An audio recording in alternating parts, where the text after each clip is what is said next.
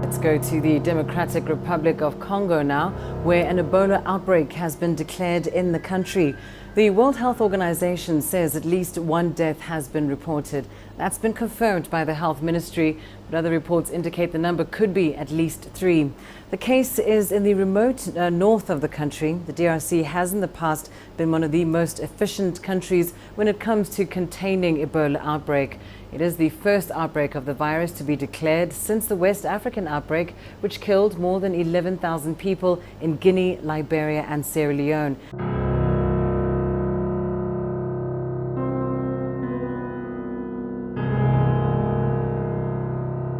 The World Health Organization says the cholera epidemic in Yemen could reach 300,000 cases within 6 months. A representative of the UN Health Agency has warned of an extremely high death toll, describing the outbreak as unprecedented. At least 242 people have died of cholera over the past 3 weeks alone. Tens of thousands of others have been diagnosed with the disease.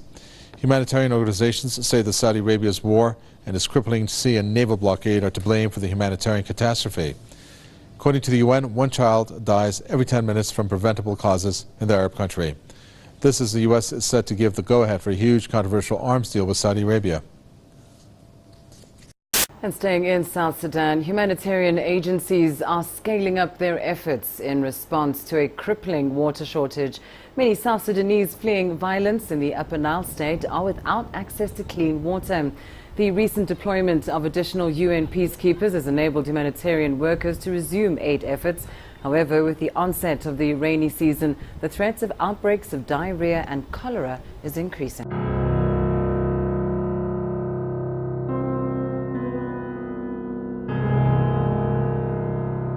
The attack occurred on the 51st consecutive day of demonstrations. Protesters are fed up with food and medical shortages, as well as the failing economy.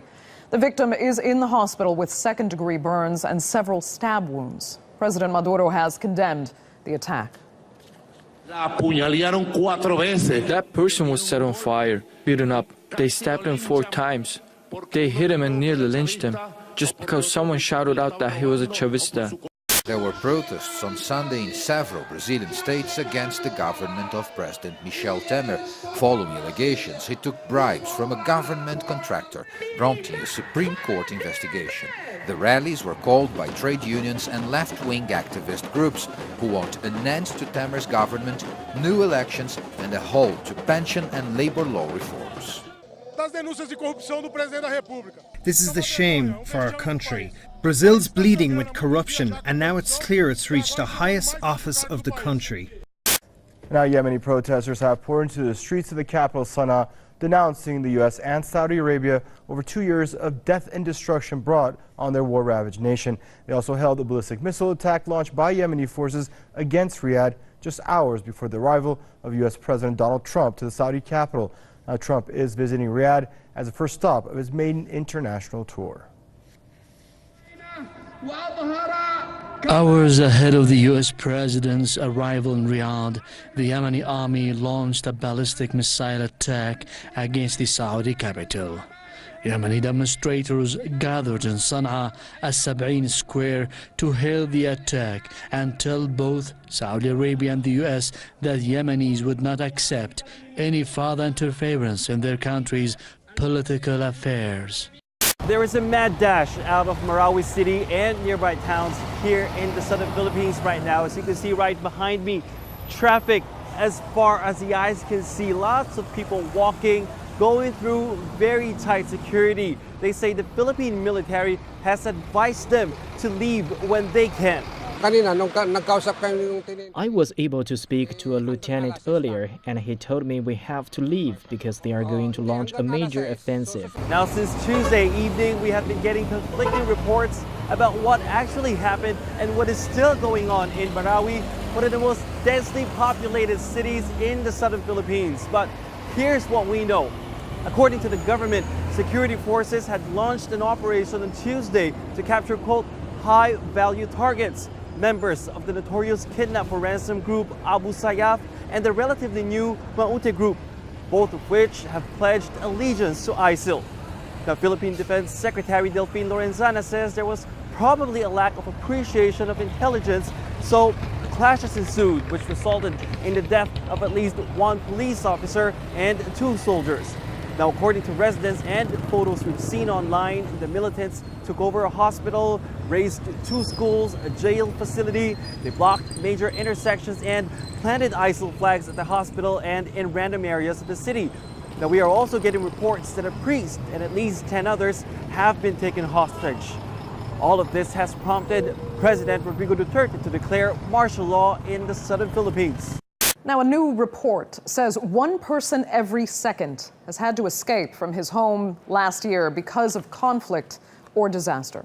The Internal Displacement Monitoring Center says 31 million people worldwide had to leave everything behind in 2016. Now, in terms of violence, the Democratic Republic of Congo was the worst affected country, with almost 1 million people internally displaced.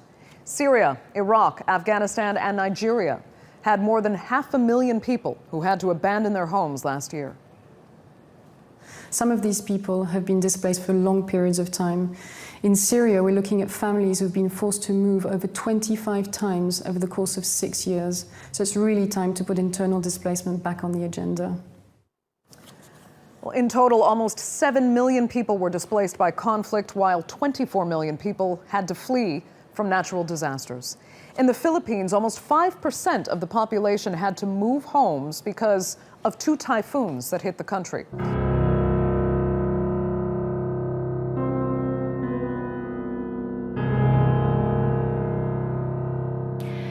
The South Korean military fired warning shots at an unidentified object flying across the DMZ from North Korea on Tuesday afternoon. The Joint Chiefs of Staff says the object, which may have been a drone, was detected in the Cheolwon area in the eastern province of Gangwon-do at around 4 p.m. Sources say almost 100 machine gun rounds were fired at the object. The South Korean military says it's analyzing the object and its route and has strengthened its air defense posture. The Pakistani army say they have shelled Indian military posts and caused major damage in the restive region of Kashmir. The attack is said to be in response to an Indian mortar strike on areas controlled by Pakistan. The Indian military announced early that it had struck Pakistani posts along the military border, but only to prevent militants from entering Indian-controlled areas. India has accused its neighbor of supporting terrorists, but a Pakistani military spokesman dismissed the claim as baseless and misleading.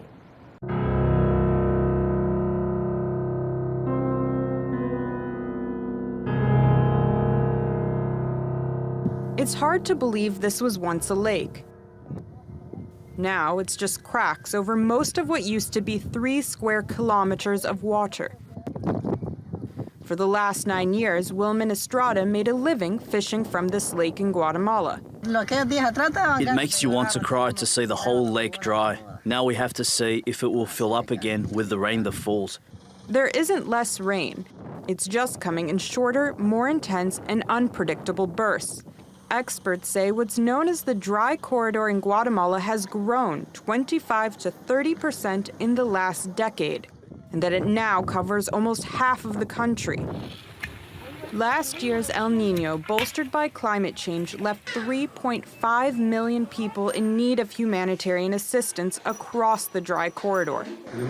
We have children who are dying for lack of food. What happens is that we don't see it. There aren't pictures that show this problem. But it is something that should embarrass Central Americans. Central America should not have children dying for lack of food. This is the only clean water station in this area, serving hundreds of families. And these are some of the new arrivals here, as more hungry Somalis continue to move. And it's Bai region that's among the worst hit by the drought. Several hundreds have died so far, as malnutrition and cholera continues to claim lives in this region.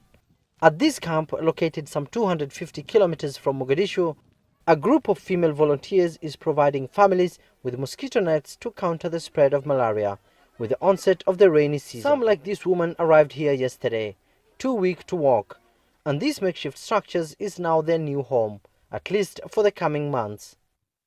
The town of Baidoa is already home to thousands of displaced persons, and this is just but one of the many camps located on the outskirts of this town. Some of the displaced persons at this camp tell me that they walked hundreds of kilometers to reach here, while others fled from regions currently under Al-Shabaab's blockade. This is the second time in 5 years that I have been forced to move from my original home. We lost everything to the drought. We have nothing to eat here. It's begun to rain back home, but we can't return to nothing.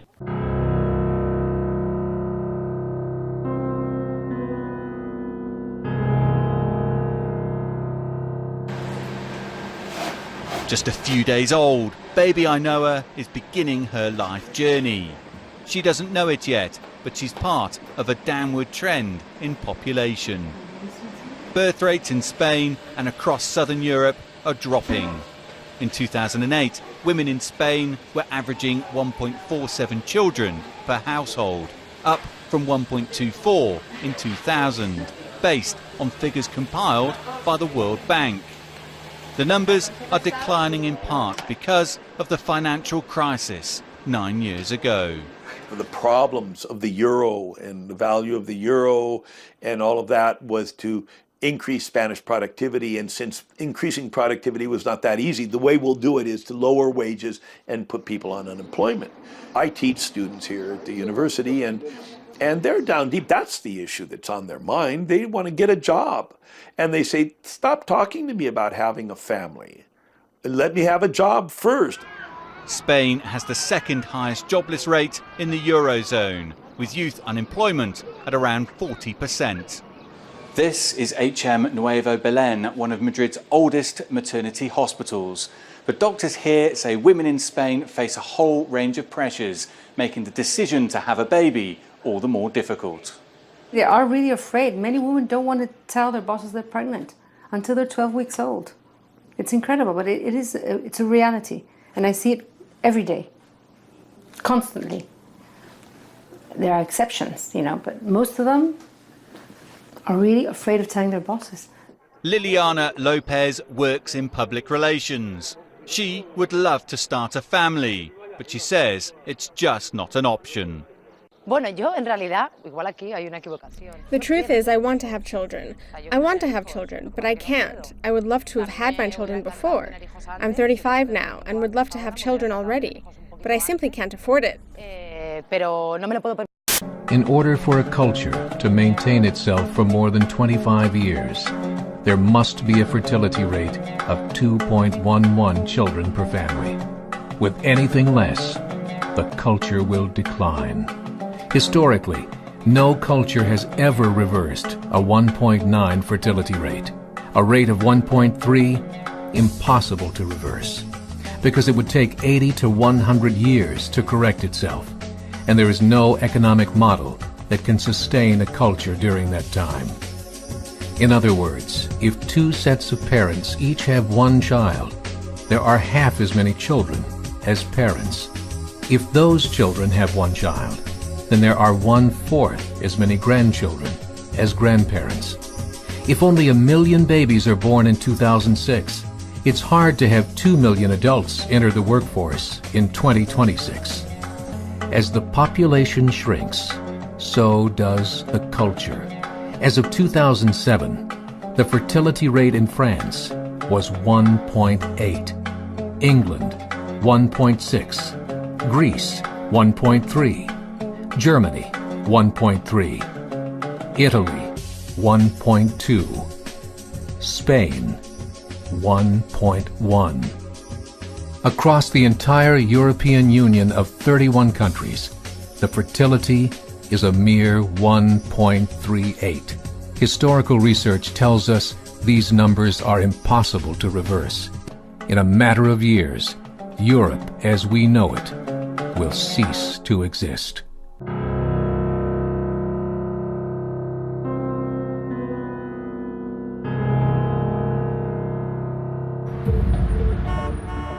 Walk down any street, any mall, any hallway, everyone is bowing to their screen.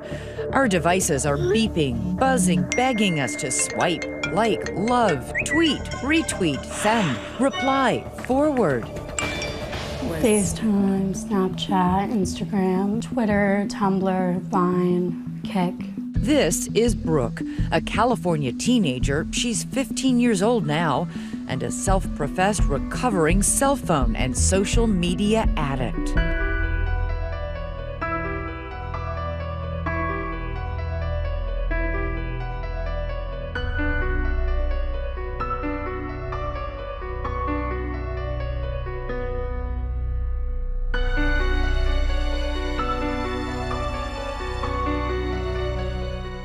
Countries when it comes to containing Ebola outbreak.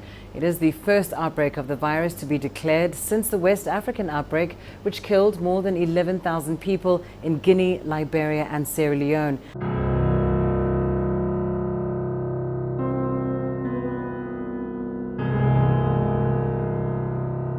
The World Health Organization says the cholera epidemic in Yemen could reach 300,000 cases within 6 months.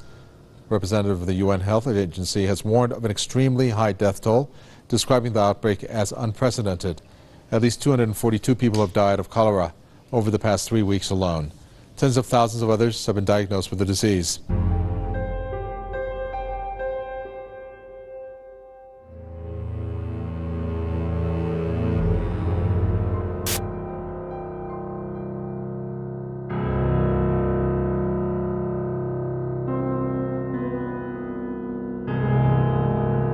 Let's go to the Democratic Republic.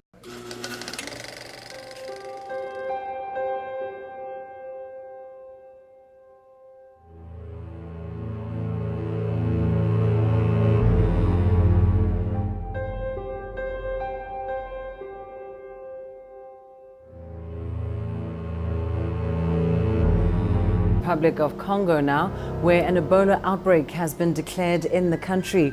The World Health Organization says at least one death has been reported.